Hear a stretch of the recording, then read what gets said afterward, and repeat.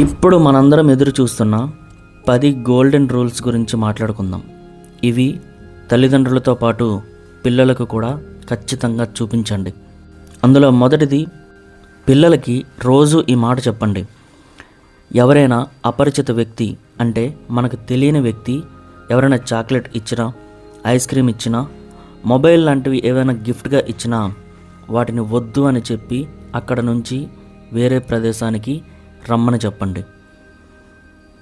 ఎవరైనా మీ అమ్మ పిలిచింది రా అని చెప్తే అమ్మకి ఫోన్ చేయాలి, నేను మాట్లాడతాను అని అడగమని చెప్పండి. ఆ కన్ఫర్మేషన్ తర్వాతనే వెళ్ళమని చెప్పండి. మూడవది, స్కూల్ గేట్ దగ్గర ఎవరైనా టీచర్ పిలిచారు అని చెప్తే వెంటనే ఫోన్లో వాయిస్ రికార్డ్ ఆన్ చేసి అమ్మకి పంపమని చెప్పండి.